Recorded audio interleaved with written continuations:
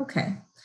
So if at any point you have any questions, you're welcome to put them in the chat, or you can just, shout them out, because we do have a small group here today. So that's no problem. You can stop me, or you can wait until the end, and that's fine too. Here we go. So here are the things we're going to cover today in the workshop. We're not going to get into the specifics of questions that will be on the test, in the sense that we're not going to go over like specific math and science questions and things like that. I'm going to give you a handout at the end of this that has a lot of free resources on it of practice tests and things like that. I'll send it through email so that you have all of the resources that you need to prepare. And then if you have specific questions about items that you missed, you can always meet with peer tutors to go over those. We'll talk more about that as well. So what we're going to cover today are the what's and whys of the ACT and the Praxis. What is test anxiety and practices to control it, and then study and test strategies. So this is about ensuring that you feel prepared and confident when you're ready to actually take either the ACT or the Praxis. So most of us know this, but we'll touch on it really fast. What is the ACT? It's an entrance exam used by most colleges and universities to make admission decisions, sometimes along with other criteria like high school GPA or high school classes taken. It's multiple choice, pencil and paper test administered by the ACT, although it also has a writing section that we'll talk about. And the purpose of this test is to measure a high school student's readiness for college. Also, it can be used to determine if you are ready to progress to the next stage of a teacher education program. So what's on the ACT? The English portion has 75 questions and 45 minutes to complete this section. So you don't have a full minute for each question. It's pretty quick. It covers usage, mechanics, rhetorical skills, grammar, punctuation, usage, sentence structure, and then ideas, style, and organization. And for the math section, there are 60 questions and 60 minutes to complete that section. So you do have about a full minute for each of those in order to work through the problems. And that covers different kinds of math, like pre-algebra, elementary algebra, and intermediate algebra, as well as coordinate and plane geometry and trigonometry. There's also the reading section, which has 40 questions and 35 minutes to complete that. And it covers humanities, literacy, fiction, natural sciences, social sciences, basically ensuring that you're able to comprehend what you're reading in terms of nonfiction and fiction. And then science section has 40 questions and 35 minutes to complete that section. And it covers knowledge of scientific skills, data analysis, hypothesis evaluation, and then summarizing research. And finally, there's the writing section. So this is usually optional when you take the ACT. It's not required for the College of Education at Austin Peay, but I'll touch on it really quickly anyway. You usually have one prompt and 40 minutes to complete that section. And it covers ideas and comprehension analysis, development and support, organization, and finally language use and conventions. So just some additional overview info. The exam usually takes a total of 2 hours and 55 minutes. So about 3 hours, and then add an additional 40 minutes if you do decide to do the writing section. The maximum score is 36, and the average score that most students make is 21. And then you'll usually receive your scores about 2 weeks after you take that exam. So the other test that we're going to talk a little bit about today is the Praxis. And it measures the academic skills and subject-specific content knowledge needed for teaching. These tests are delivered on the computer, which is different than those paper and pencil tests we mentioned about for the ACT. And it also includes objective response questions. So you have single selection, selected response questions, multiple selection, and then numeric entry questions. The Praxis Core writing test also includes 2 essay sections. And then you'll usually receive scores within 20 business days after the day of the test. So whereas with the ACT, you don't have to take the writing section, if you decide to take the Praxis, you would need to take the 2 essay portions of that. So what's on the Praxis? It covers similar things to the ACT.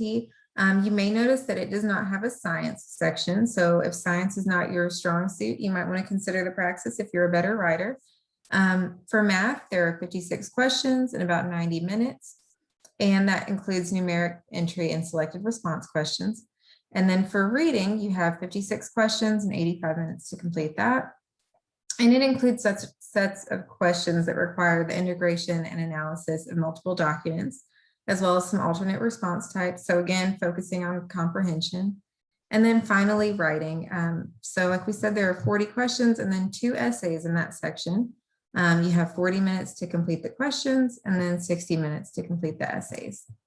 And the core writing test assesses both argumentative writing and informative or explanatory writing, and it will contain 1 writing task for each of those. So if you're not familiar with those, most of you probably are, but you can look up the differences between argumentative writing and informative or explanatory writing to make sure that you're familiar with both. So the total time for the combined test, if you take all sections of it, including the essay, is 4 hours and 30 minutes. So it is a heavier lift than the ACT, which we said was about 3 hours. Ajay, do you want to go over this one? Yeah, definitely. So for this slide, we're kind of going over both the timing and then also the score requirements that are required of you for your transition point 2. So the first thing I want to mention is that definitely talk with your academic advisor early on about creating a game plan or some type of action steps of how you want to tackle which assessment that you choose to take, whether it's the Praxis or the ACT. It's recommended that you complete your assessment, whether it's ACT or the Praxis, during your freshman or no later than your sophomore year. However, we do have, and by we I mean the College of Education, we do have a Praxis appeal process. So if there is a point where maybe you're not meeting the scores that are needed, there is a process that we can go through to kind of work with you. So I just kind of say that in advance while you're kind of thinking about the assessment and talking to your advisor about which one is best for you personally. I always recommend that if you're someone who has test anxiety, to make sure that you plan this out well in advance. We like to tell you about it in the beginning, so that way you can kind of give yourself ample time to study over the course of a few months, but also give yourself time to do a possible retake, so to speak, if necessary, if we don't meet that minimum score that's required that first time. For the Praxis specifically, you can retake your reading, math, or writing section, or all 3 of them if you do the combined test after 28 days. So that's a pretty quick turnaround. However, if you choose to do the ACT, you have to wait 60 days. So just kind of keep that into consideration when you're weighing the pros and cons of which assessment is best for you. Another thing that I want to mention why we're kind of talking about this today, which Sam did say, is that all candidates must achieve a minimum score to gain admission into the teacher education program. And once again, this is part of transition point 2. So when you're kind of talking with your academic advisor about your pros and cons, I would really think about the length of the exam, cost of the exam, when you can retake them, kind of what things you have personally going on in your life that might impact your ability to take the assessment or study for the assessment. And then also what your current scores are. So if you have not taken an ACT before, we recommend that you complete the Praxis core. However, if you have taken the ACT and your overall composite score was a 19 or 20, we recommend just retaking the ACT, which you can do the residual one here at Austin Peay through the testing center. We actually have a few test dates coming up. There's one in June and then also one in July. However, if your ACT composite score was less than a 19, or maybe it was an 18, but you're just not feeling confident, then we would probably recommend the Praxis. But once again, these are just recommendations, but it's up to you personally to kind of make that informed decision on what works best for you.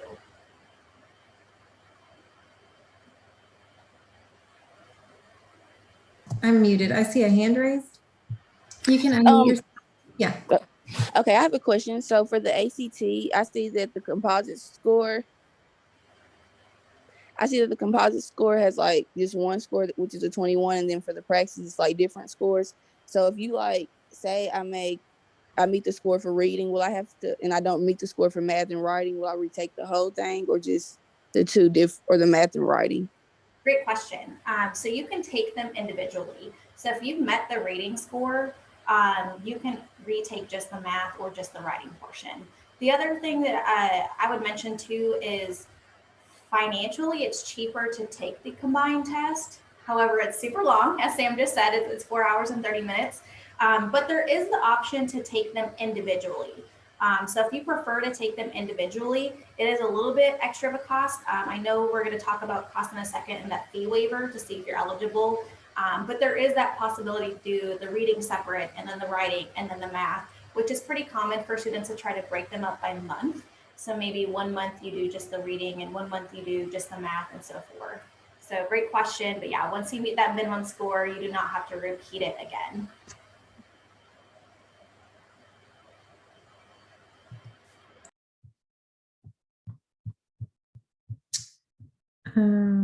AJ, are you doing this one as well, or do you want me to take it?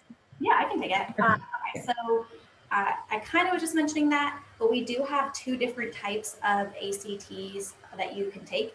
They're the same ACT. The only difference is that one score, which is the residual one, can only be used at Austin Peay, which means you can't transfer it to another university or use it elsewhere. So that ACT residual is through our testing center in the Ellington building, and you actually sign up through our APSC webpage, which we can link for you, or you can also just Google APSU Testing Center and they have it there as well. It is $70 and we have specific dates that you can choose from that you must sign up for in advance to be able to test here on campus. The national ACT exam is one that you would go through the ACT website and just put in your zip code wherever you are and it will show you the nearest testing locations. The national exam, because you don't need to do the writing section for it, is a little bit cheaper. It's $55, whereas the one that you take on campus is $70. And then the Praxis, like I was mentioning, we have both the combined test and then the ones that you can take individually. So if you do the combined test, it's $150, whereas if you do them individually, it's $90 each. So it is a significant difference there. However, I always encourage students to just see if they're eligible for a fee waiver, and that form is available on the ETS website. Right now, because of COVID, you can also take the Praxis as a proctored exam. They use a service called ProctorU. So if you're not able to go to the testing location, that's an option. But if you are here around Clarksville, we do have the Sylvan Learning Center, which is actually pretty near campus. So you can also sign up to do it at that location as well. The last thing I would want to kind of mention about the Praxis is that there is a fee to reschedule your test date. So it's $40. So just kind of keep that in mind if you do sign up for it, to plan ahead and make sure that you're able to make your date.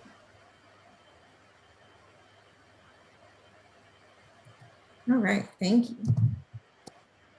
Okay, so if no one has any questions right now about scheduling or prices or anything like that, we're going to jump into talking a little bit about test anxiety. And like I said, if you think of a question, you're welcome to put it in the chat and we can come back to it, or you can just hop in and I'll answer it as we go. So many of you may have already heard of test anxiety, and it's a physiological condition in which people experience extreme stress, anxiety, and discomfort during and before taking a test. So sometimes I see students who know their content knowledge really well, but because they have this test anxiety, they don't perform as well as they could.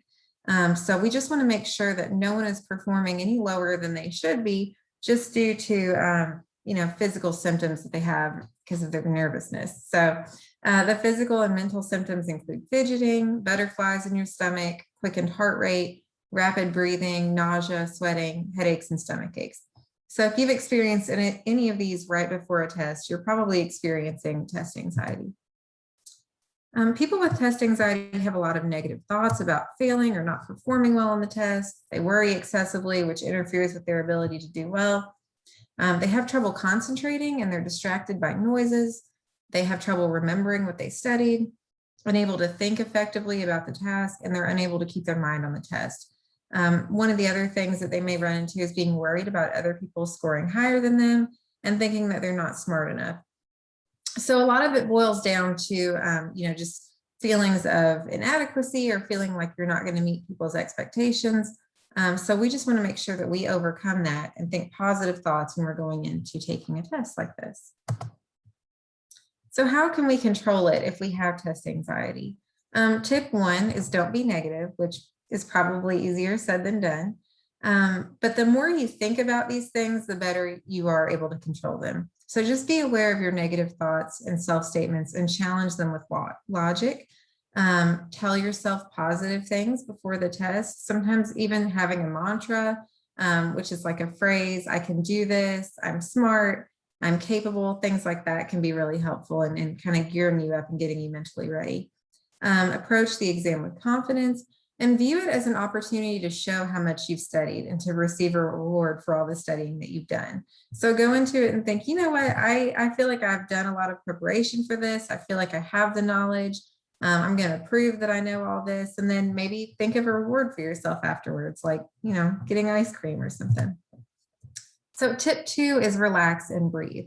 So a lot of times, if you've ever done yoga or anything like that, you'll find that the mental thoughts that you have stem a lot from the way that you're feeling physically.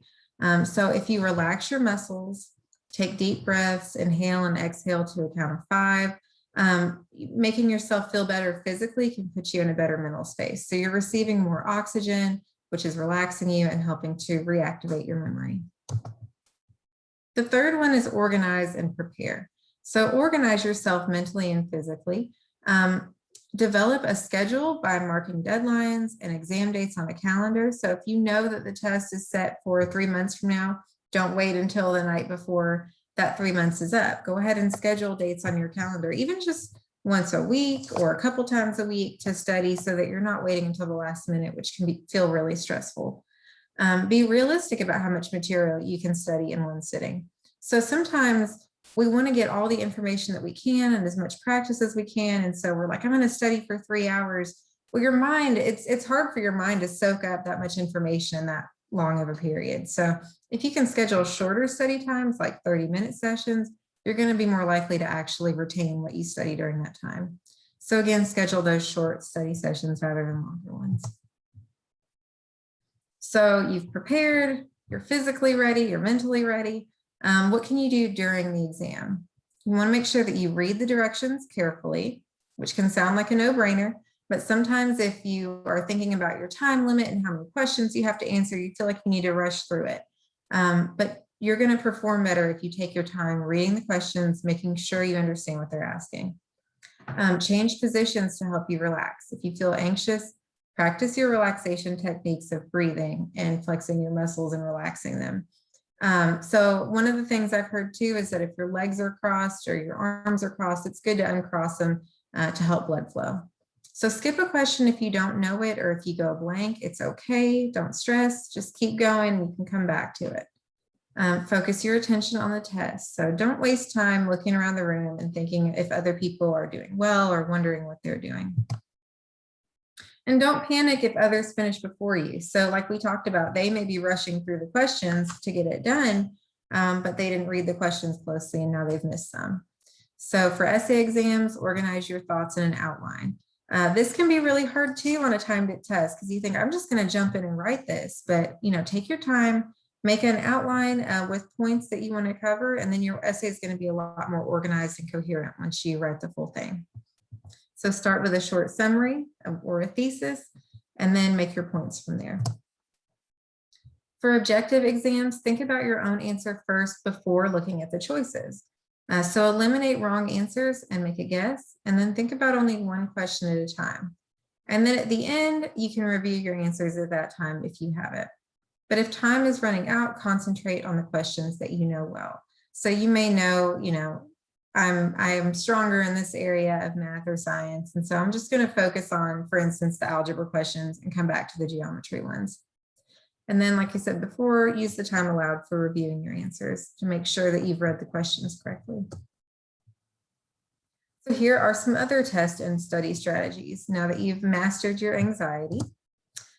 While you're studying, make sure that your study space is organized. So if you are, if you're sharing a space with roommates or something like that, it can be really hard to focus. If your room is messy, it can be mentally difficult to focus. So just be aware that there are spaces on campus that you can use that are neat and quiet, like the library, so that you don't have distractions. Use older materials or exams to help you study. So like I said, I'm going to send you some resources that you can use that are free. A great thing to do is explain the material to others and organize a study group. So if you know other people like your classmates who are planning to also take the ACT or the Praxis, I highly encourage y'all to meet up at the library or at someone's house if it's quiet, and go over that material together. Because when you teach someone concepts, you're a lot more likely to retain that information than if you're just reading it. Know what your learning style is and try to incorporate that into your studying. So if you're an auditory learner and you hear or you learn by listening, maybe read concepts out loud. So you're not only reading it, but you're hearing it as well. And make sure to take regular breaks while studying. So again, this can seem counterintuitive. I'm going to cram, as much focus as I can into 2 hours. But actually, if you get up and walk around, get a drink of water, have a snack, things like that, every 15 minutes or so, you're going to come back to the material ready to focus. And then don't forget to eat and hydrate, and then make sure you're eating brain foods and not junk. So eat, complex carbohydrates. Don't just eat a bunch of sugar and chips and things like that. That's not going to help you physically get ready for the test or retain the information. And then finally, I want you to consider scheduling an appointment with a Learning Resource Center or Writing Center tutor. So if you have a study group, that's great. If you don't, basically our peer tutors are like having a study buddy. So I think people feel a little bit intimidated by going to see them, but they're students just like you. They have had similar experience with test taking, and they're happy to just go over flashcards or whatever you want to do to get ready. So some other test strategies. Number one, you're doing it right now. Familiarize yourself with what is going to be on the test. Learn and review the directions for each of the sections. Answer easy questions first. We talked about that a little bit. And then put a mark in your exam booklet next to each question that you skip so you can find them quickly later. So don't put a mark on your answer sheet, because then that might throw off the reading of it. But if you put it in your exam booklet, you can come back to it. Write in your book, especially if you're doing reading comprehension sections or writing sections, obviously math, anything where you need to work through your thoughts or annotate what you're reading, definitely feel free to write in that test booklet, because that's going to help you sort through your ideas. Again, don't write on your answer sheet. So a stray mark can cause the machine to misread it, and we don't want that to happen. So write all over your book, but not the answer sheet. And then there's only one correct answer. So specifically on the ACT, there's only one correct answer to each question, which is nice. So just process of elimination and narrow it down to what makes the most sense. Usually on the ACT, easier questions precede harder ones. So this is another good reason to make sure you're reading the question carefully and taking your time. Because if you score well on a bunch of easy questions, maybe you don't make it to the more difficult ones, but you've gotten all the easy ones correct. And so that's really helpful in your score. And budget your time. So if you know you have an hour for a section and it has 60 questions, you probably need to be through about 30 at the 30-minute mark. So just kind of keep an eye on the clock. Don't stress yourself out about it. Just sort of keep an eye about what your halfway mark is and how many questions you should be through at that point. Don't change your answers. So don't change it unless you're absolutely sure you've made a mistake, because 9 times out of 10, that's not statistically proven, but usually your gut instinct is going to be correct. And I want you to assess how well you know the content. So research shows that test takers tend to overestimate their preparedness. So this is why we really encourage you to take practice tests, because you might think, oh, I'm really good in algebra, I know all those concepts. But then when you actually take a practice test, maybe you don't remember as many concepts as you thought you did. So that's a good way to figure out exactly where you are and what you need to study. So the Learning Resource Center, like I said, we're located in Marks. You can make an appointment in person or online right now. We have tutors. I think all of our tutors can meet with you virtually through Zoom like this if you're not comfortable coming to campus. And we're open Monday through Friday from 8 to 6. So our website's right here if you want to write any of this down, but I can also send this PowerPoint to you in an email as well. And again, the tutoring is free. It's kind of a no-brainer to take advantage of it. And then our Writing Center actually operates separately from our Learning Resource Center, but they can help you with the English or essay portions of either test. So this is their website and their information, and they're actually only virtual right now. But again, they're happy to meet with you. They can review essays and send you feedback that way, or they can meet with you in person. And I just see this question in the chat. Yes, we will have summer hours. So I'm not sure what the Writing Center's plan is. I need to ask them, but I know for sure in the Learning Resource Center, during Maymester, we won't have any hours, but students will have access to tutor.com, where you can meet with a tutor there and bring your test questions. But we will be open for sure in the afternoons in June and July. So we'll be open from 12 to 4 during the months of June and July. We tend to have much slower traffic in the summer, so I wouldn't worry about not being able to get an appointment. We'll definitely make sure to get you in if you have an afternoon where you have time. Are there any other questions? This is pretty much everything.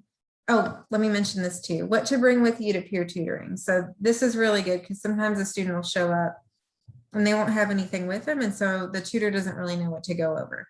So if you bring the completed practice test with you, specifically your missed questions, they can go over why you missed them, how to correct the problem so that you're answering it correctly moving forward. For the Writing Center, go ahead and bring a written timed essay with you. So actually give yourself 40 minutes or whatever the limit is, sit down and write the essay, and then bring that in for suggestions for improvement.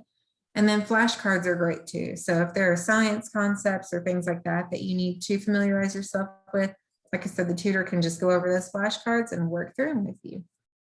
So my big question now is, how else can we support you? Is there any questions that we can answer, or anything that would be helpful to you that we're not currently providing that you feel like would be helpful for you to get ready for either of these tests?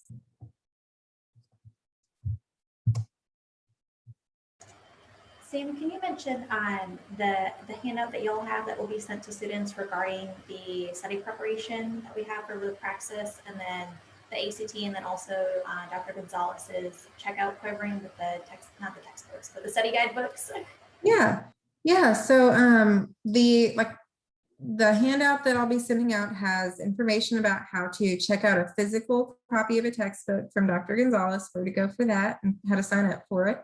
It has access to ACT Praxis tests through our library, and it has access to the test camp, which is a Praxis preparation resource. And all of these, like I said, are free to you. And we also have our peer tutoring and writing center information on there as well. So if you need to remember how to schedule an appointment, that's on there. So hopefully all of those will be helpful to you.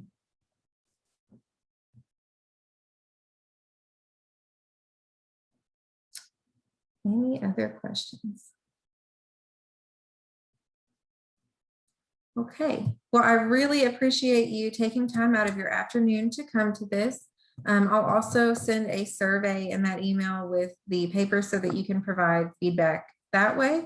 Like I said, we're always wanting to improve. We want to make sure that you feel prepared and ready for these tests. So anything we can do to make you feel more prepared for those, we're happy to put in to implement. So I appreciate you all, and if there's nothing else, feel free to email or call any AJ or myself with any questions, and we're happy to answer those. But I hope you have a good rest of your afternoon. Thanks. Bye.